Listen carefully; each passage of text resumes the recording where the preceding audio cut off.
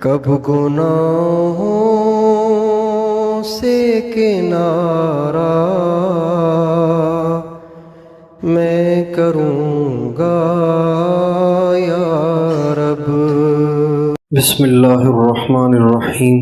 ان الحمد للہ نحمده ونستعینه ونستغفره من يهده الله فلا مضل له ومن يضلل فلا هادي له وأشهد أن لا إله إلا الله وحده لا شريك له وأشهد أن سيدنا ونبينا وحبيبنا وشفيعنا وقرة أعيننا محمدا عبده ورسوله صلى الله تبارك وتعالى عليه وعلى آله وأصحابه وأزواجه وذريته وبارك وسلم تسليما كثيرا، اما بعد فاعوذ باللہ من الشیطان الرجیم، بسم اللہ الرحمن الرحیم۔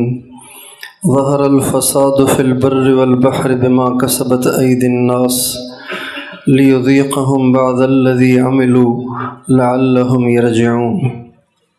سلام علی المرسلین والحمد للہ رب العالمین۔ اللہم صلی علی سیدنا محمد وعلی آل سیدنا محمد وبارک وسلم۔ جس طرح اللہ تعالیٰ نے چیزوں میں تاثیر رکھی ہے اور چیزوں میں ذائقے رکھے ہیں اور چیزوں میں خاصیات رکھی ہیں کہ کسی چیز کی تاثیر ٹھنڈی ہے، کسی کی گرم ہے، آگ میں گرمی ہے، برف میں ٹھنڈک ہے، اور کھانے کی خاصیت الگ ہے، پینے کی الگ ہے۔ پتھر کا وصف شدت ہے، سختی ہے، اور پانی کا وصف نرمی ہے، بہاؤ ہے۔ اسی طرح اللہ تعالیٰ نے انسان کے جسم سے نکلنے والے ہر عمل میں بھی اثر رکھا ہے۔ کوئی چیز بے اثر نہیں، کوئی عمل بھی بے اثر نہیں۔ آپ کچھ کھا رہے ہیں تو اس کا ضرور نفع بھی ہوگا، نقصان بھی ہوگا۔ کوئی چیز بے اثر نہیں، اسی طرح کوئی عمل بھی بے اثر نہیں۔ انسان چیزوں کی تاثیر کو سمجھتا جانتا ہے، اس لیے چیزوں کے استعمال میں احتیاط کرتا ہے۔ گلے میں انفیکشن ہو، ناک بہہ رہی ہو، کھانسی خوب ہو، کوئی برف والا پانی پیش کرے، کہتا ہے مجھے کھانسی ہے، میرے گلے کا علاج چل رہا ہے۔ موشن لگے ہوئے ہوں، پیٹ جاری ہو اور بار بار باتھ روم جا رہا ہو، کوئی چائے پیش کرے، کہتا ہے مجھے موشن ہے، پہلے ہی پیٹ گرم ہو رہا ہے، بار بار جانا پڑ رہا ہے، میں چائے نہیں پی سکتا۔ شدید سردی ہو، کوئی پنکھا چلائے، کہتے ہیں پاگل ہو گئے ہو، کیا اتنی سردی ہو رہی ہے پنکھا چلا لیا تم نے یار۔ چیزوں کی تاثیر کو ہم سمجھتے ہیں، اس لیے چیزوں کے استعمال میں اپنی طبیعت کی رعایت کرتے ہیں، احتیاط کرتے ہیں۔ لیکن افسوس، صد افسوس کہ ہم اپنے جسم سے نکلنے والے عمل کی تاثیر کو نہیں سمجھتے، اس لیے دھڑا دھڑ جو جی میں آئے کرتے ہیں، جو من میں آئے کرتے ہیں، یہ بھی نہیں دیکھتے کہ صحیح ہے یا غلط ہے، یہ بھی نہیں دیکھتے کہ حلال ہے کہ حرام ہے۔ نبی کریم صلی اللہ علیہ وسلم نے اپنی امت کو جہاں زندگی بھر کی رہبری اور رہنمائی عطا فرمائی ہے، وہاں ہمارے نبی نے ہر عمل کا اثر بھی بتایا ہے۔ ہمارے بزرگوں سے ایک بزرگ ہیں حکیم الامت مولانا اشرف علی صاحب تھانوی رحمۃ اللہ علیہ، انہوں نے ایک کتاب لکھی ہے پتلی سی، رائے میں ملتی ہے، رائے مرکز میں چھپتی بھی ہے، آپ میں سے بہت ساروں نے دیکھی ہوگی۔ اس کا نام ہے جزاء الاعمال۔ اس میں لکھا ہوا یہی ہے، اس گناہ پر یہ نتیجہ نکلے گا، اس گناہ پر یہ نتیجہ نکلے گا، اس گناہ پر یہ نتیجہ نکلے گا، اس گناہ پر یہ نتیجہ نکلے گا۔ اور یہ جو تاثیر ہے، ایک تاثیر وہ ہے جو ہمیں تجربے سے معلوم ہوئی ہے۔ نزلے میں برف والا پانی پینے سے نزلہ بڑھتا ہے، یہ تجربے سے ثابت ہوا۔ کھانسی میں ٹھنڈی اور کھٹی لسی پینے سے کھانسی بڑھے گی، چیسٹ انفیکشن بڑھے گا، یہ تجربے سے ہمیں معلوم ہوا۔ لیکن ہمارا کیا تجربہ، ہمارے تجربے کی کیا ویلیو، ہمارے تجربے کی کیا حیثیت؟ صاحب وحی نے، الصادق المصدوق نے، نبی کریم صلی اللہ علیہ وسلم نے، جن کی زبان سے نکلنے والے الفاظ کی سچائی کی خود اللہ نے گواہی دی۔ وما ينطق عن الهوى وما ينطق عن الهوى ان هو الا وحی یوحی، یہ خواہش سے بات نہیں کرتے ہیں، یہ وہ بات کرتے ہیں جو اللہ ان کو بتاتا ہے۔ اس ذات اقدس نے جن اعمال میں جو تاثیر بتائی ہوگی، بتائیے وہ کتنی یقینی ہوگی۔ آج اس سے لا علمی کی وجہ سے ہمارے اعمال بگڑ گئے، اور ہم نے اعمال کی تاثیر نہ جان کر ہم نے پے در پہ گناہ کیے، نافرمانیاں کیں، اللہ کو ناراض کیا۔ اس کی وجہ سے ہمارے حالات بگڑنا شروع ہوئے، اجتماعی حالات بھی بگڑ گئے، انفرادی حالات بھی بگڑ گئے، گھریلو حالات بھی بگڑ گئے۔ آپ جتنے حضرات تشریف فرمائیں، آپ اپنے گھر میں غور کریں، میرے گھر میں خوشیوں کا ماحول ہے یا ٹینشن ہے؟ اپنی زندگی میں غور کریں، میری زندگی میں ٹینشن زیادہ ہے یا سکون زیادہ ہے؟ اپنے علاقے کی آب و ہوا میں، اپنے علاقے کے ماحول میں غور کریں کہ علاقے کے لوگ بہت خوش پرسکون زندگی گزار رہے ہیں یا ٹینشن میں ہیں۔ اپنے ملک کے حالات کا جائزہ لیجئے کہ آپ کے ملک کے لوگ سکون کی زندگی گزار رہے ہیں، پرسکون زندگی گزار رہے ہیں یا ٹینشن میں ہیں؟ تو اس کا جواب، ان تمام سوالوں کا جواب ٹینشن ہے۔ ذات کے لحاظ سے بھی ہم ٹینشنوں میں مبتلا ہیں، گھریلو لحاظ سے بھی ہم ٹینشنوں میں مبتلا ہیں، علاقے کے خاندانی لحاظ سے، برادری کے لحاظ سے، علاقے کے لحاظ سے بھی ہم پریشانیوں میں مبتلا ہیں، اور سارا ملک ہی پریشانی میں مبتلا ہے۔ اور اس کی وجہ ہم اپنی عقلوں سے تجویز کرتے ہیں اور پھر اس کو حل کرنے کی کوشش کرتے ہیں۔ اس کے نتیجے میں مسائل بجائے ختم ہونے کے، مسائل بجائے کم ہونے کے، دن بدن بڑھتے چلے جا رہے ہیں، دن بدن بڑھتے چلے جا رہے ہیں۔ ہمارے حافظے کمزور ہو گئے، ہمارے حافظے کمزور ہو گئے، ہماری یادداشتیں کمزور ہو گئیں۔ لیکن 2026 والے تھوڑا غور کریں کہ 25 کے حالات کیا تھے، 24 کے حالات کیا تھے، 23 کے حالات کیا تھے، 22، 21 اور 20 کے کیا تھے، 19 اور 18 کے کیا تھے، سن 2000 میں ہمارے حالات کیسے تھے، 1990 میں ہمارے حالات کیسے تھے، 1980 میں حالات کیسے تھے۔ حالات بننے کی طرف نہیں جا رہے، حالات بگاڑ کی طرف جا رہے ہیں۔ کیوں؟ اس لیے کہ ہم نے سمجھا کہ ان سارے مسئلوں کا حل محنت کو بڑھانا، ان سارے مسائل کا حل پیسے کی بہتات، ان سارے مسائل کا حل سارا گھر کمانے لگ جائے۔ ابھی تو ایک کما رہا ہے، 2 کمائیں، 4 کمائیں، 6 کمائیں۔ ہمارے نزدیک اس کا حل مرد بھی کمائیں، عورتیں بھی کمائیں۔ ہمارے نزدیک اس کا حل پیسہ لاؤ، چاہے حرام طریقے سے ہو چاہے حلال طریقے سے ہو۔ لہٰذا پیسے تو آ گئے، پیسے تو آ گئے۔ ان پہاڑی علاقوں میں ایسے عالی شان گھر بن گئے کہ جو گھر آج سے 40 سال پہلے بڑے بڑے میدانی شہروں میں بھی نہیں تھے، جو یہاں پہاڑوں میں بن گئے۔ اتنی عالی شان عمارتیں، اتنے عالی شان بازار اور اتنی چیزوں کی بہتات ہو گئی، لیکن اس کے باوجود زندگی کی پریشانیاں کم ہونے کی بجائے بڑھتی چلی گئیں، اس لیے کہ ہم نے جو وجہ تجویز کی تھی نا وہ وجہ ٹھیک نہیں تھی۔ حالات کا بننا مال کے بڑھنے سے نہیں، حالات کا بگڑنا مال کے گھٹنے سے نہیں، غربت مسائل کی وجہ نہیں ہے، ان پڑھ ہونا مسائل کی وجہ نہیں ہے۔ ہمارے پڑھے لکھے لوگ کہتے ہیں ہمارے پاکستان کی عوام کے بچے ان پڑھ ہیں، ڈالو سب کو اسکولوں میں تاکہ ملک ترقی کرے۔ ہمارے حالات کا حل، ہماری پریشانیوں کی وجہ ہمارے بچوں کا انگلش میڈیم میں نہ پڑھنا نہیں ہے، ہمارے بچوں کا سائنسدان ہونا نہیں ہے، ہمارے بچوں کا فزکس اور کیمسٹری سے نہ آشنا ہونا نہیں ہے۔ ہمارے مسائل کی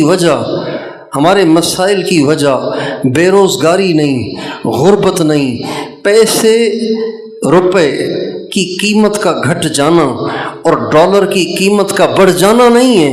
ہمارے مسائل کا حل یہ ہے کہ ہم اپنے پروردگار سے بگاڑ بیٹھے ہیں، ہم نے اپنے پروردگار کی نافرمانیاں شروع کر دی ہیں۔ ہمارے مرد بھی اس کے نافرمان ہو گئے، ہماری عورتیں بھی اس کی نافرمان ہو گئی ہیں، ہمارے جوان بھی اس کے نافرمان ہو گئے، ہمارے بچے بھی اس کے نافرمان ہو گئے۔ 10 سال کے بچے اور بچیاں ان کی آپس میں یاریاں لگ گئی ہیں۔ جس معاشرے کا 10 سال کا بچہ بھی پاک دامن نہ بچے، جس معاشرے کی 10 سال کی بچی بھی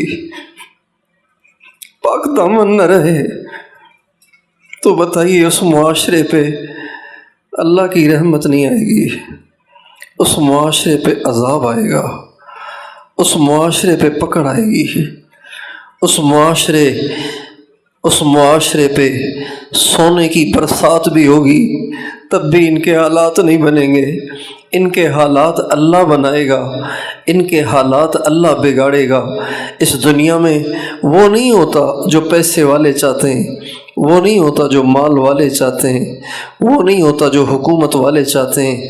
اس کائنات میں پہلے بھی، آج بھی، آئندہ بھی وہ ہوا اور ہو رہا ہے اور ہوگا جو اللہ چاہے گا۔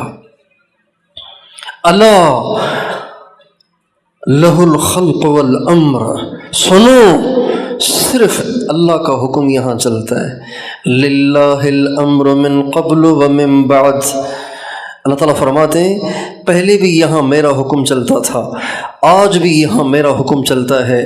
لہو ما فی السماوات وما فی الارض وما بینہما وما تحت الثری وان تجہر بالقول فانہ یعلم السر واخفی، اللہ لا الہ الا ہو لہ الاسماء الحسنی، اللہ لا الہ الا ہو الحی القیوم لا تأخذہ سنۃ ولا نوم لہ ما فی السماوات وما فی الارض من ذا الذی یشفع عندہ الا بإذنہ قل اللہم مالک الملک تؤتی الملک من تشاء وتنزع الملک ممن تشاء وتعز من تشاء وتذل من تشاء وما تشاءون إلا أن يشاء الله رب العالمين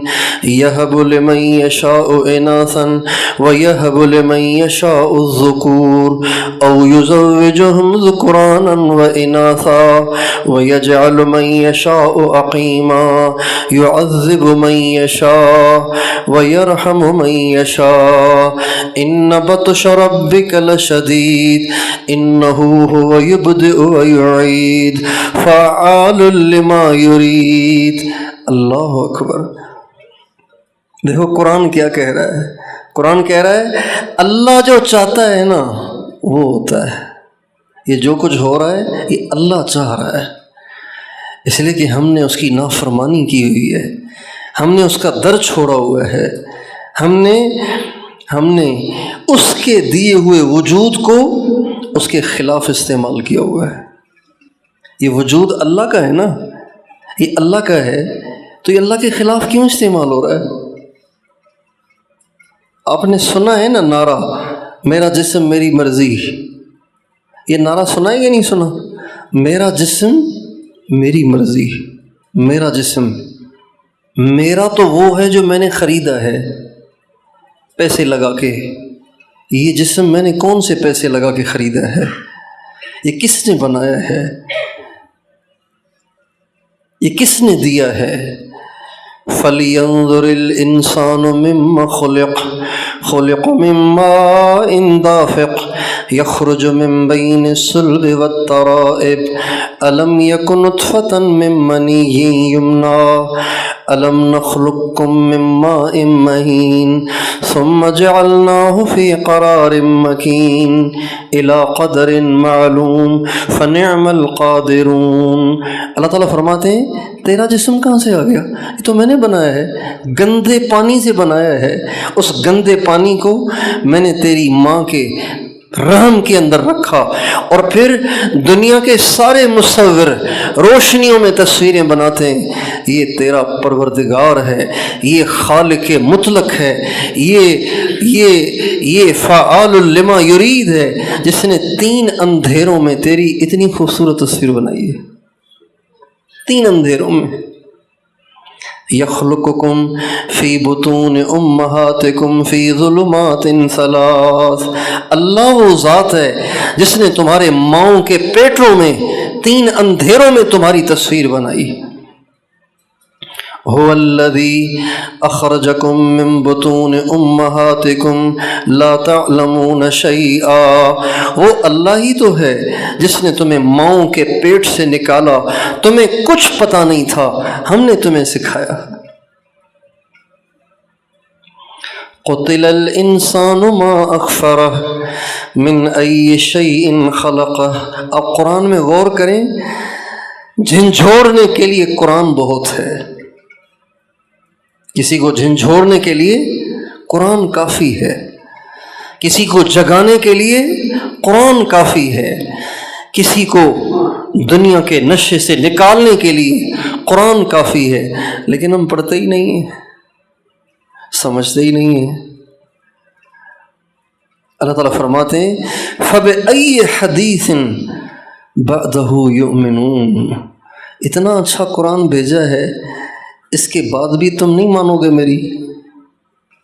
أَفَبِهَذَا الْحَدِيثِ أَنْتُمْ مُدْهِنُونَ وَتَجْعَلُونَ رِزْقَكُمْ أَنَّكُمْ تُكَذِّبُونَ فَلَوْلَا إِذَا بَلَغَتِ الْحُلْقُومَ وَأَنْتُمْ حِينَئِذٍ تَنْظُرُونَ فَلَوْلَا إِن كُنْتُمْ غَيْرَ مَدِينِينَ تَرْجِعُونَهَا إِن كُنْتُمْ صَادِقِينَ فَأَمَّا إِن كَانَ مِنَ الْمُقَرَّبِينَ فَرَوْحٌ وَرَيْحَانٌ وَجَنَّةُ نَعِيمٍ وَأَمَّا إِن كَانَ مِنْ أَصْحَابِ الْيَمِينِ فَسَلَامٌ لَكَ مِنْ أَصْحَابِ الْيَمِينِ وَأَمَّا إِن كَانَ مِنَ الْمُكَذِّبِينَ الضَّالِّينَ فَنُزُلٌ مِّنْ حَمِيمٍ وَتَصْلِيَةُ جَحِيمٍ إِنَّ هَذَا لَهُوَ حَقُّ الْيَقِينِ۔ سینے کو چیرنے والی آیتیں ہیں یہ۔ أَفَبِهَذَا الْحَدِيثِ أَنْتُمْ مُدْهِنُونَ، غفلت برتتے ہو اس قرآن سے؟ ٹائم نہیں ہے تمہارے پاس اس کو سمجھنے کے لیے، اس کو پڑھنے کے لیے؟ میں تم سے باتیں کر رہا ہوں اور تمہارے پاس ٹائم نہیں ہے، میں تمہیں سمجھا رہا ہوں اور تمہارا رخ کہیں اور ہے۔ یہ جسم ہمارا نہیں ہے، اللہ نے ہمیں دیا ہے، یہ اس کی امانت ہے، اور اس جسم کو دوبارہ لوٹ کے اللہ کے پاس جانا ہے اور اس کا حساب ہونا ہے۔ ان السمع والبصر والفؤاد کل اولئک کان عنہ مسئولا، سنو، کان کا حساب لوں گا تم سے، کیا سنا تھا تم نے اس سے؟ یہ قرآن ہے، سنو، کان کا حساب لوں گا تم سے، تم نے کیا کیا سنا تھا؟ تم نے اوروں کی برائیاں سنی تھی نہیں سنی تھی؟ تم نے میوزک سنا تھا نہیں سنا تھا؟ گانوں کو کان لگاتے تھے نہیں لگاتے تھے؟ ہینڈ فری لگا کے اندر ہی اندر میں تم رقص کرتے تھے نہیں کرتے تھے؟ ان السمع، کان کا تم سے حساب لوں گا کہ تم نے اس کان سے کیا کیا سنا ہے. کان میرا ہے، مرضی تمہاری. یہ کیسے؟ اتنی عام ہو گئی ہے اس وقت میوزک، اتنی عام ہو گئی ہے کہ اب لوگ اس کو گناہ بھی نہیں سمجھتے، اس کو لوگ گناہ بھی نہیں سمجھتے. دینداروں نے بھی اپنے موبائلوں پہ ایسی ٹونیں لگائی ہوئی ہیں کہ ڈسکو میوزک لگا ہوا ہے دینداروں کے موبائلوں پہ بھی، اور وہ اس کو گناہ نہیں سمجھتے. وہ سمجھتے ہیں میوزک صرف وہ ہے جو میوزک کے آلات سے آواز نکلتی ہے. میوزک کے آلات سے نکلنے والی آواز بھی میوزک ہے، اس آواز کی ریکارڈنگ بھی تو میوزک ہے. یہ اس کی ریکارڈنگ ہے، یہ بھی میوزک ہے، یہ بھی حرام ہے. دل بہلاتے ہیں میوزک سن کر. آپ کسی گاڑی میں سفر کریں، ڈرائیور خام خواہ گانا چلا دے گا. بھائی آپ کو کوئی مسئلہ ہے، نیند آ رہی ہے، بس ایسی گانے چلا رہا ہے. ابھی میں آ رہا تھا یہاں تو راستے میں ایک نوجوان کو میں نے دیکھا، پختون. صدمے کی بات یہ کہ وہ پٹھان تھا. دل کو چیرنے والی بات اس لیے کہ وہ پٹھان تھا، پختون تھا. ایسی غیرت مند قوم کا سپوت تھا. نوجوان تھا، چل رہا تھا، میرے آگے آگے جا رہا تھا. اس کے ہاتھ میں بریف کیس تھا، میرے ہاتھ میں اپنا بیگ تھا. وہ میرے آگے آگے جا رہا تھا، لائن میں لگے ہوئے تھے، ہم آگے آگے جا رہا تھا. اور اس کے کانوں میں ہینڈ فری لگا ہوا تھا، اور چلتے چلتے وہ ہل رہا تھا.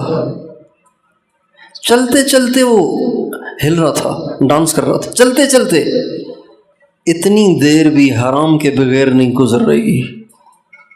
تو ان پہ اللہ کی رحمتیں آئیں گی، ان کے حالات ٹھیک ہوں گے، اس ملک کی تقدیر تبدیل ہوگی، ان کے گھروں میں خوشیاں آئیں گی، ان کے دلوں کو سکون ملے گا. کیا یہ بچہ جب شادی کرے گا اس کو بیوی سے سکون ملے گا؟ کیا اس کی جو اولاد ہوگی وہ اس کے پاؤں دھو کے پیے گی؟ کیا اس کی اولاد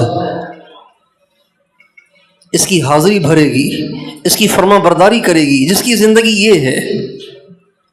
ہمیں کسی نے نہیں مارا، ہمیں کسی نے نہیں گرایا، ہمارے حالات کسی نے خراب نہیں کیے، ہمارے حالات ہمارے عملوں نے خراب کیے ہیں. قرآن مجید میں اللہ تعالیٰ نے ایک جگہ نہیں، 20 جگہ یہ کہا ہے. یہ اس لیے ہوا کہ ان کے اعمال خراب تھے. وَكُلًّا أَخَذْنَا بِذَنبِهِ، اللہ تعالیٰ فرماتے ہیں سب کو پکڑا ہم نے ان کے گناہوں کی وجہ سے.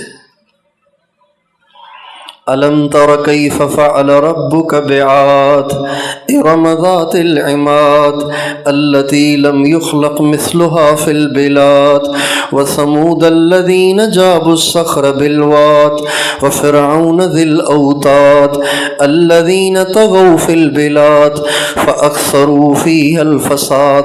یہ ہے اصل بات. فَأَكْثَرُوا فِيهَا الْفَسَادَ. پھر کیا ہوا؟ فَصَبَّ عَلَيْهِمْ رَبُّكَ صَوْتَ عَذَابٍ. ان ساری باتوں سے زیادہ خطرناک بات یہ، ان ربک لبالمرصاد. اللہ تعالیٰ فرماتے ہیں تم نے دیکھا نہیں عاد کا کیا حشر ہوا، ثمود کا کیا حشر ہوا؟ تم نے دیکھا نہیں؟ تم نے دیکھا نہیں فرعون کا کیا حشر ہوا، جو اتنا جابر اور ظالم تھا کہ اپنے مخالف کے پاؤں میں کلے ٹھوک دیتا تھا، کلے ٹھوک دیتا تھا تاکہ وہ ہل نہ سکے. اتنا ظالم تھا، اتنا جابر تھا، اتنا طاقتور تھا. کوئی اس کے خلاف دھرنا نہیں لگا سکتا تھا، کوئی اس کے خلاف جلوس نہیں نکال سکتا تھا، کوئی اس کے خلاف الگ پارٹی نہیں بنا سکتا تھا، کوئی اس کے خلاف بغاوت نہیں کر سکتا تھا. اتنا طاقتور تھا. پھر اس نے کیا کیا؟ الذین طغوا فی البلاد، انہوں نے اللہ کے حکم توڑے، इन्होंने अल्लाह की नाफरमानियां की, ये बुराई के रास्ते पे चल पड़े, जुल्म के रास्ते पे चल पड़े। फिर क्या हुआ? फसब्ब अलैहिम रब्बुका सौत अज़ाब, अल्लाह ने अपने अजाब का कोड़ा इन पे बरसा दिया। न समूद का नामो निशान रहा, न इरम और आद का नामो निशान रहा, न फिरौन का नामो निशान रहा, न उसके मानने वालों का नामो निशान रहा। अगली बात जो खतरे वाली है ना, वो अल्लाह करें, इन्न रब्बका लबिल मिरसाद, मैं तो अब भी तैयार बैठा हूं, कोई करे ऐसे काम, देखता हूं कैसे वो सुकून से रहता है। इससे खतरे की बात है। इन्न रब्बका लबिल मिरसाद, मैं तो अब भी तैयार बैठा हूं, करे कोई इन वाले काम, देखो क्या हासिल करता हूं उसका। जो माँ बाप अपने बच्चों की नाफरमानियों से परेशान है, अपने बच्चों की बदतमीजी से परेशान है, जो बीवियां अपने खाविंदों की बदमिजाजी से परेशान है, जो अवाम अपने हुक्मरानों के जुल्म व सितम से परेशान है, जो छोटे मुलाजिम अपने बड़े अफसरों के जुल्म व सितम से परेशान है, इन सबको चाहिए तौबा करें, अल्लाह को राज़ी करें। इसके बगैर हमारे हालात कभी ठीक नहीं होंगे। हालात अल्लाह ने बिगाड़े हैं, ये अल्लाह ही ठीक करेगा। अल्लाह ने बिगाड़े हैं, अल्लाह ही ठीक करेगा। वापडा वाले आपकी बिजली बंद कर दें तो इन बटनों को दबाने से क्या होगा बताओ? वापडा वालों ने बिजली बंद कर दी है, हम ये बटन दबा रहे हैं, उंगलियां ठोंस रहे हैं इन बटनों में, फिर इलेक्ट्रीशियन को बुला के ये बोर्ड उतरवा के इसकी जगह नए कोई मॉडर्न किस्म के बटन लगवा रहे हैं, चलो अब शायद खुले। भाई बटनों से नहीं खुलेगा, ये तो पावर हाउस से खुलेगा, वापडा वाले खोलेंगे। सारी दुनिया अगर हमारी मिल्कियत में आ जाए, चाहे हम पैसों के अंबार लगा दें, चाहे हमारा रुपया डॉलर से भी ऊपर चला जाए, दीनार से भी ऊपर चला जाए, पाउंड से भी ऊपर चला जाए, खुदाए पाक की कसम ये दिलों का इज़्तिराब ख़त्म नहीं होगा, ये परेशानी ख़त्म नहीं होगी, ये बेचैनी ख़त्म नहीं होगी। इसके ख़त्म करने के लिए अल्लाह के दर पे आना पड़ेगा, अपने परवरदिगार के सामने झुकना पड़ेगा। या अय्युहल्लज़ीना आमनू, या अय्युहल्लज़ीना आमनू तूबू इलल्लाह, ए ईमान वालो लौटो अल्लाह की तरफ। और ये जगह फरमाते हैं लौला तस्तगफिरून अल्लाह लअल्लकुम तुरहमून, तुम क्यों नहीं मुझसे माफ़ी मांगते ताकि मैं तुम पे रहम करूं। इससे ज़्यादा वाज़े आयत और क्या होगी? रहम की ज़रूरत है ना हमें। या अल्लाह रहम फरमा, बारिशें नहीं हो रही या बारिशें हो रही हैं और दरियाए सवात मेंगोरा को चढ़ता आ रहा है, मदियन को बहा के ले जा रहा है, बहरैन को बहा के ले जा रहा है। या अल्लाह रहम, तो अल्लाह कह रहे रहम करने का रास्ता तो मैंने बताया ना तुम्हें, लौला तस्तगफिरून अल्लाह लअल्लकुम तुरहमून, तुम क्यों नहीं अपनी नाफरमानियों की मुझसे माफ़ी मांगते ताकि मैं तुम पे रहम करूं। इसलिए मेरे भाइयों, मैं और आप ये नीयत करें कि हम अपनी ज़िंदगी गुनाहों से पाक करें, अपनी ज़ात से देखें कि मैं कहाँ कहाँ अल्लाह को नाराज़ करता हूँ। गीबत करता हूँ, तौबा करें। झूठ बोलता हूँ, तौबा करें। दो नंबरी करता हूँ, तौबा करें। किसी की ज़मीन पे कब्ज़ा किया हुआ है, तौबा करें, वापस करें। किसी का हक दबाया हुआ है, तौबा करें, वापस करें। किसी रिश्तेदार से ताल्लुक़ तोड़ा हुआ है, बातचीत बंद की हुई है, कसूरवार वो है, कसूरवार वो है, आपने उससे कता ताल्लुक़ी की हुई है, आप कता ताल्लुक़ी ख़त्म करें, वरना आपके हालात ठीक नहीं होंगे। रिश्तेदारों की ज़्यादतियों की वजह से कता ताल्लुकी जायज़ नहीं हो जाती। अगर आपके ऊपर वाला अफसर आपको प्रेशराइज करता है, आपको तंग करता है, तो क्या आपके लिए रिश्वत लेना जायज़ हो जाएगा? क्या आपके लिए गलत दस्तखत करना जायज़ हो जाएगा? नमाजों में सुस्ती है, तौबा करें। नमाजें सही नहीं पढ़ते, तौबा करें। عجیب بات لکھی ہے ایک مفسر نے، بہت فائدہ ہوا مجھے تو اس بات کو پڑھ کے، اور جس کو بتایا اس کو بھی اللہ نے فائدہ دیا۔ آپ بھی سن لیجئے۔ مدینہ منورہ ایئرپورٹ پہ ہم کھڑے ہوئے تھے تو وہاں پہ کتابوں کی دکان تھی، تو اس کتابوں کی دکان پہ میں نے کہا جب تک بھائی جہاز کا ٹائم ہو تب تک ہم کتاب پڑھ لیں۔ دکاندار سے میں نے کہا آپ کی دکان پہ جو کتابیں ہیں میں یہیں کھڑے کھڑے پڑھ سکتا ہوں؟ ہاں پڑھ لیں۔ تو ایک کتاب اٹھائی، اس کو پڑھتے رہے، اس میں یہ بات ملی، تفسیر کی کتاب۔ اس میں وہ کہتے ہیں شہوانی گناہ، بدنگاہی، عورتوں کی طرف میلان، لڑکوں کی طرف میلان، برے وسوسے، شادی پہ شادی کا شوق، لڑکوں کی لڑکیوں سے یاریاں، لڑکیوں کی لڑکوں سے یاریاں، ننگی فلمیں، ننگی تصویریں، یہ جتنے شہوانی گناہ ہیں انہوں نے لکھا ہے کہ اس کی بنیادی وجہ نماز کو صحیح نہ پڑھنا ہے۔ اس کی وجہ کیا ہے؟ اس کی وجہ کیا ہے؟ نماز کو صحیح نہ پڑھنا۔ تو مجھے حیرت ہوئی کہ یہ بات انہوں نے کہاں سے کہی؟ تو انہوں نے آگے آیت لکھی، فَخَلَفَ مِن بَعْدِهِمْ خَلْفٌ أَضَاعُوا الصَّلَاةَ وَاتَّبَعُوا الشَّهَوَاتِ فَسَوْفَ يَلْقَوْنَ غَيًّا۔ یہ نبیوں کی اولاد کے بارے میں اللہ کہہ رہے ہیں، انہوں نے نمازیں ضائع کر دیں، چھوڑ نہیں دیں، ضائع کر دیں۔ حدیث میں آتا ہے ایک آدمی نماز پڑھتا ہے لیکن اسے صحیح نہیں پڑھتا، ٹھکا ٹھک، نہ سجدہ صحیح، نہ رکوع صحیح، نہ قیام صحیح، نہ قومہ صحیح، بس بھگدڑ مچی ہوتی ہے۔ جب یہ نماز پڑھ کے نمازی فارغ ہوتا ہے تو اس کی نماز پرانے کپڑے کی طرح سے لپیٹ کے اس کے منہ پہ مار دی جاتی ہے، اور کہا جاتا ہے، اور نماز کہتی ہے ضیعک اللہ کما ضیعتنی، اللہ تجھے بھی ایسے برباد کرے جیسے تو نے مجھے برباد کیا۔ یہ ہے نماز کا ضائع کرنا۔ ہم پہلی صف کے نمازی دیکھیں کہ ہم کیسی نماز پڑھتے ہیں، سجدے میں ہمارا کیا حال ہوتا ہے، رکوع میں ہمارا کیا حال ہوتا ہے، اور پھر نماز میں آتے کیسے ہیں۔ صحابہ نماز کے لیے کیسے آتے تھے، ہم کیسے آتے ہیں؟ صحابہ کے زمانے میں اذان ہوتی تھی تو ہر ایک کا رخ مسجد کو ہوتا تھا۔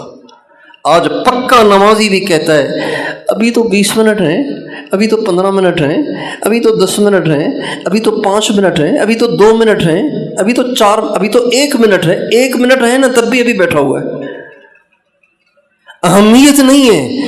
حی علی الصلاۃ، آؤ نماز کی طرف، تو بھاگا ہوا آ جائے، فوراً آ جائے، وضو کرے، آ کے انتظار کرے۔ ہمارے نبی کا ارشاد ہے جو نماز کے انتظار میں ہوتا ہے اس کو نماز پڑھنے کا اجر مل رہا ہوتا ہے، اور جو نماز پڑھ کے پھر بھی بیٹھا رہتا ہے تو فرشتہ اس کے لیے دعا کرتا ہے اللہم اغفر لہ ورحمہ، اے اللہ اس کی بخشش کر، اس کے گناہوں کو معاف کر اور اس پہ رحم کر، یعنی اس کے حالات کو ٹھیک کر۔ ہم نے اپنے ہاں پہلی صف کا شوق نہیں دیکھا، نہ مدرسے کے طلباء میں، نہ محلے کے پکے نمازیوں میں پہلی صف کا شوق نہیں دیکھا، جبکہ نبی کریم صلی اللہ علیہ وسلم کے زمانے میں مقابلہ ہوتا تھا۔ لو یعلمون ما فی الصف الاول، اگر انہیں پتہ چل جائے کہ پہلی صف میں کیا کچھ ملتا ہے تو یہ آپس میں لڑنے لگ جائیں، قرآن دازیاں کرنے لگ جائیں کہ پہلی صف میں کون جائے گا۔ سیٹیں تھوڑی ہیں، امیدوار زیادہ ہیں، قرآن دازی ہو رہی ہے پہلی صف کے لیے۔ یہ نسخہ پھر میں نے خود آزمایا اور بالکل ٹھیک نکلا، پھر اوروں کو بتایا۔ بہت سے لوگ کہتے تھے کہ نوکری ہے لیکن پتہ نہیں پیسہ کہاں چلا جاتا ہے، کاروبار ہے پتہ نہیں پیسہ کہاں چلا جاتا ہے۔ ایک نے کہا آمدن زیادہ ہے، مقروض زیادہ ہوں، بہت پریشان ہوں۔ ایک نے کہا جس کام میں ہاتھ ڈالتا ہوں وہی خراب ہو جاتا ہے، جس کام میں ہاتھ ڈالتا ہوں وہی خراب ہو جاتا ہے۔ میں سب سے کہا اپنی نمازیں ٹھیک کریں، اپنی نماز ٹھیک کریں۔ الصلاۃ عماد الدین، نماز دین کا ستون ہے، اور نماز دین کے لیے بمنزلہ سر کے ہے، بمنزلہ سر کے ہے۔ میڈیکل جاننے والے لوگ جانتے ہیں کہ انسان کا پورا جسم سر سے کنٹرول ہوتا ہے، اور سب سے آخر میں جو انسان فوت ہوتا ہے اس کا دماغ فوت ہوتا ہے، سب سے آخر میں دماغ فوت ہوتا ہے۔ دماغ ہی سارے جسم کو لیڈ کرتا ہے۔ ہمارے نبی فرماتے ہیں نماز دین میں سر کی طرح سے ہے، یہ ٹھیک ہے نا تو زندگی ساری ٹھیک ہوگی، یہ ٹھیک نہیں ہے تو ساری زندگی ٹیڑھی میڑھی ہوگی۔ جس کی نماز میں اضطراب اس کی زندگی میں اضطراب، جس کی نماز میں بے چینی اس کی نماز میں بے چینی، اس کی زندگی میں بے چینی، جس کی نماز بھاگم بھاگ اس کی ساری زندگی بھاگم بھاگ، جس کی نماز پرسکون اس کی ساری زندگی پرسکون۔ ہم دیکھیں اپنی زندگی میں پریشانیاں ہیں، پریشانیاں ہیں، اعمال میں اس کا حل ڈھونڈیں، اسباب میں اس کا حل نہ ڈھونڈیں، اعمال میں ڈھونڈیں کہ مجھ پر یہ مشکل کس برے عمل کی وجہ سے آئی ہے، کس کوتاہی کی وجہ سے آئی ہے۔ یہ ایک مسلمان کی سوچ ہے، یہ ایک مسلمان کا زاویہ سوچ ہے۔ وہ یوں سوچتا ہے، وہ یوں نہیں سوچتا۔ اللہ تعالی ہمیں اپنے اعمال کا نگران بنا دے۔ ہاں، نگران بننا پڑے گا اپنے جسم پر کہ آنکھ کیا دیکھ رہی ہے اور اسے کیا دیکھنا چاہیے، زبان کیا بول رہی ہے اسے کیا بولنا چاہیے، کان کیا سن رہے ہیں اسے کیا سننا چاہیے، دل کیا سوچ رہا ہے اسے کیا سوچنا چاہیے۔ اپنے آپ پر نگران بننا پڑے گا، اپنے آپ پہ نگران بننا پڑے گا۔ حضرت جنید بغدادی رحمۃ اللہ علیہ کے انتقال کا وقت آیا تو جو مریدین پاس کھڑے ہوئے تھے انہوں نے زور زور سے کلمہ پڑھنا شروع کیا۔ حکم ہے کہ جب کوئی دنیا سے جائے تو اس کو کلمے کی تلقین کرو، یعنی کلمہ پڑھنے کو کہو نہیں، اس کے سامنے زور زور سے پڑھو، کہیں وہ انکار نہ کرے، اس لیے کہو نہیں، سامنے پڑھتے رہو۔ جب وہ زور زور سے کلمہ پڑھنے لگے تو حضرت جنید بغدادی مسکرانے لگے اور فرمانے لگے مجھے تلقین کرتے ہو، میں نے تو اس دل میں کبھی کسی اور کو جانے ہی نہیں دیا، ساری زندگی پہرا لگایا ہے یہاں، ساری زندگی یہاں پہرا لگایا ہے کہ کوئی اور نہ چلا جائے۔ اپنے آپ پہ نگرانی، جیسے ہم بچوں پہ نگرانی کرتے ہیں نا، بچوں پہ نگرانی کرتے ہیں، ملازمین پہ نگرانی کرتے ہیں، اپنے وجود پہ نگرانی نہیں کرتے، ملازمین پہ نگرانی کرتے ہیں، اپنے وجود پہ نگرانی نہیں کرتے کہ میری آنکھ کیوں ادھر ادھر بھٹکتی ہے، میری زبان کیوں بے قابو ہو جاتی ہے، میرے دل میں اوروں کی بدخواہی کیوں آ جاتی ہے۔ کسی کی بیٹی کا کسی نیک آدمی کے ساتھ، کسی اچھی روزی والے کے ساتھ رشتہ ہو گیا ہے تو مجھے تکلیف کیوں ہو رہی ہے آخر؟ اپنے آپ سے کیوں نہیں پوچھتے ہیں؟ اپنے آپ پہ اعتراض کیوں نہیں کرتے ہیں؟ بھائی آپ کو کیوں تکلیف ہو رہی ہے؟ اپنے آپ سے کہیں اس کی بیٹی کا رشتہ ہو گیا ہے، کسی نیک لڑکا بھی نیک ہے، کاروبار بھی اس کا اچھا ہے، میری بیٹی کا بھی نہیں ہوا تو مجھے کیوں تکلیف ہو رہی ہے؟ اس کی دکان زیادہ اچھی چل رہی ہے، میری نہیں چل رہی تو مجھے یہ کیوں ہو رہا ہے کہ اس کی کیوں اچھی چلتی ہے، یہ بھی ایسے ہی بیٹھا رہے نا جیسے میں بیٹھا ہوا ہوں۔ یہ سوچ مجھے کیوں آ رہی ہے؟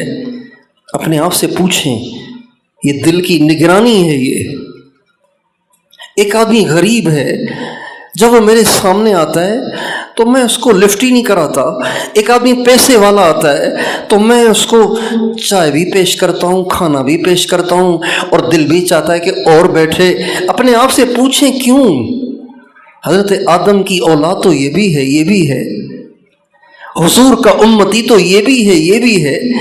اس کا اکرام زیادہ، اس کا اکرام نہیں، اس کو تم دیکھنے کے لیے بھی تیار نہیں، اس کو تم سر پہ بٹھانے کے لیے تیار ہو، کیوں؟ یہ کیوں سوچتے ہو تم؟ اپنے آپ سے پوچھیں۔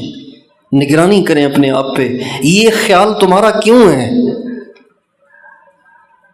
جبکہ حضور تو غریبوں سے زیادہ پیار کرتے تھے۔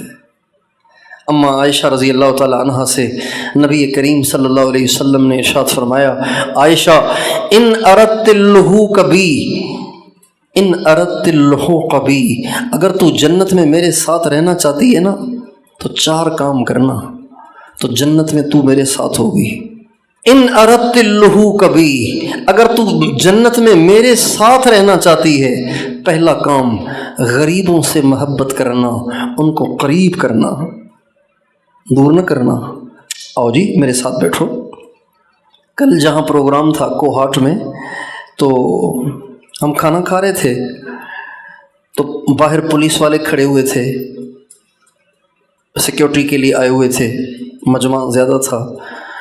تو ایک پولیس والا اندر آیا، جب وہ اندر آیا تو میں نے بہت تپاک سے ان کا استقبال کر کے ان کو بٹھایا، پاس بٹھایا۔ تو میں کھیر کھا رہا تھا، تو اپنے ہی چمچ سے کھیر نکال کے پیالی سے اس کے منہ میں ڈالی، پھر اگلا چمچ اسی چمچ سے میں نے اپنے منہ میں لیا۔ وہ حیران ہو گیا، وہ اہل تشیع تھا، وہ حیران ہو گیا اور اتنا متاثر ہوا کہ اللہ تعالیٰ نے اس کے دل کو پلٹ دیا، صرف اتنی سی بات سے۔ پولیس والا ہے، باہر بیٹھو بھائی، اندر کیا لینے آئے ہو؟ باہر بیٹھو، تمہاری ڈیوٹی باہر ہے، یہاں کیا لینے آئے ہو؟ کھانا چل رہا ہے، دیکھ نہیں رہے تم؟ حضرت سید عطا اللہ شاہ بخاری رحمۃ اللہ علیہ، ہمارے بڑے بزرگ گزرے ہیں، ایک جگہ جلسہ تھا، ان کی تقریر تھی، تو کھانے کا انتظام اوپر کی جانب تھا، سیڑھی پہ چڑھ کے جانا تھا، سیڑھی تنگ تھی، بالکل تنگ تھی سیڑھی۔ تو جب سیڑھی پہ چڑھ کے اوپر جانے لگے تو اوپر سے ایک بھنگی اتر رہا تھا، صفائی کر کے اتر رہا تھا۔ جب بھنگی سامنے سے آیا تو اب راستہ تو تنگ ہے، ایک ہی آدمی گزر سکتا ہے، تو حضرت سید عطا اللہ شاہ بخاری رحمۃ اللہ علیہ یوں دیوار سے چپک گئے اس کو راستہ دینے کے لیے۔ جب یوں چپک گئے اور وہ گزرنے لگا تو اس کو ٹھہرا لیا اور فرمایا کیا نام ہے؟ اس نے نام بتایا، غیر مسلم تھا۔ تو کیا کرتے ہو؟ کہ بس میں تو گندگیاں اٹھاتا پھرتا ہوں، میں تو گندگیاں صاف کرتا پھرتا ہوں۔ تو فرمانے لگے، اپنا گریبان کھول کے فرمانے لگے، یہاں سے بھی گندگی صاف کرتے جاؤ، یہاں بھی بڑی گندگی ہے۔ یہ کہہ کے اس کو سینے سے لگا لیا، بھنگی کو، غیر مسلم کو، اور سینے سے لگا کے اس کا ہاتھ پکڑ کے اس کو اوپر لے گئے اور اس کے ہاتھ دھلوائے اور اس کو اپنے سامنے کھانے میں بٹھایا، اور لقمہ توڑ کے جب اس کے منہ میں دینے لگے تو وہ کہنے لگا، حضرت تھوڑا سا مجھے موقع دیں گے، تھوڑی سی مہلت دیں گے، ابھی آتا ہوں۔ کہا جاؤ۔ پورا خاندان اٹھا کے لے آیا اور کہا پہلے ان کو کلمہ پڑھائیں پھر لقمہ بھی کھلائیں۔ اس میں جو مزہ ہے نا وہ تہجد میں بھی نہیں ہے، اس میں جو مزہ ہے نا وہ طواف میں بھی نہیں ہے۔ عائشہ، جنت میں اگر میرے ساتھ رہنا ہے نا تو غریبوں سے پیار کر اور ان کو قریب کر، اور دوسرا کام یہ کر کہ جب تک تیرے کپڑے میں پیوند نہ لگے اس کو پرانا سمجھ کے چھوڑ نہ دینا۔ جب تک پیوند نہ لگے، پیوند سمجھتے ہیں، پھٹ جائے پھر اس پہ ایک ٹکڑا لگاتے ہیں، جیسے ٹائر پہ پنچر لگتا ہے نا، اس طرح سے۔ جب تک پیوند نہ لگے اسے پرانا سمجھ کے چھوڑ نہیں دینا، پہننا ہے تب تک جب تک پیوند نہ لگے۔ 2، تیسرا کام یہ کہ کبھی بھی دنیا کے لحاظ سے اپنے سے اوپر والوں کو نہ دیکھنا بلکہ نیچے والوں کو دیکھنا۔ اگر دنیا کے لحاظ سے اوپر والوں کو کوئی دیکھتا ہے نا تو اپنے پاس جو کچھ ہے اس کی ناشکری پیدا ہوتی ہے۔ کبھی بھی اپنے لحاظ سے اپنے سے اوپر دنیا کے لحاظ سے اپنے سے اوپر والوں کو نہ دیکھنا، نیچے والوں کو دیکھنا، اس سے شکر پیدا ہوگا۔ یا اللہ تیرا شکر ہے، تو نے مجھے کرائے کا مکان ہی صحیح گھر تو دیا ہے، یہ تو بیچارہ فٹ پاتھ پہ سو رہا ہے۔ ٹھیک ہے مجھے کرائے کا مکان ہے لیکن گھر تو ہے نا، یہ تو فٹ پاتھ پہ سو رہا ہے۔ کتابوں میں لکھا ہے کہ ایک بزرگ تھے، مسجد کے کھونٹے تھے، گرمی شدید تھی، چپل پہن کے نکلے مسجد کی طرف تو راستے میں چپل ٹوٹ گئی۔ اب گرمی اتنی شدید تھی کہ ننگے پاؤں جانا مشکل تھا، اور تھے بھی بیچارے غریب۔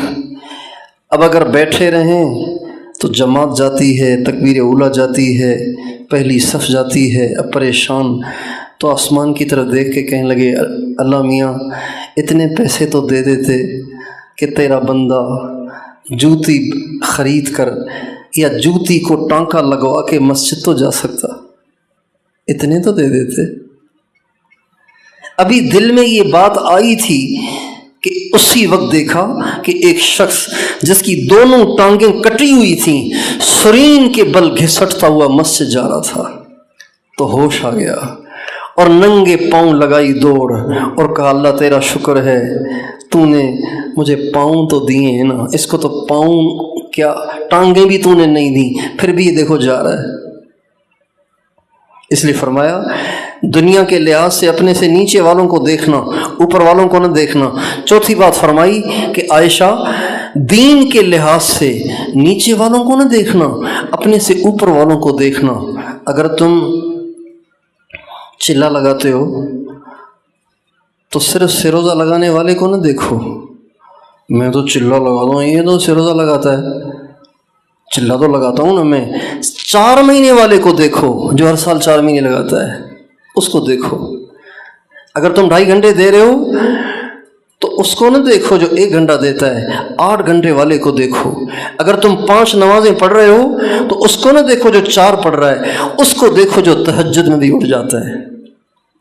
یہ 4 باتیں عائشہ اگر تم کر لو تو جنت میں تم میرے ساتھ رہو گی۔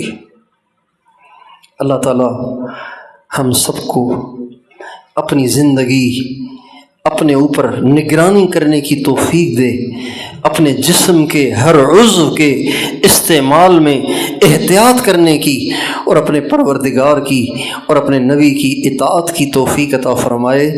اسی سے دنیا بھی بنے گی، آخرت بھی بنے گی۔ وآخر دعوانا ان الحمد للہ رب العالمین۔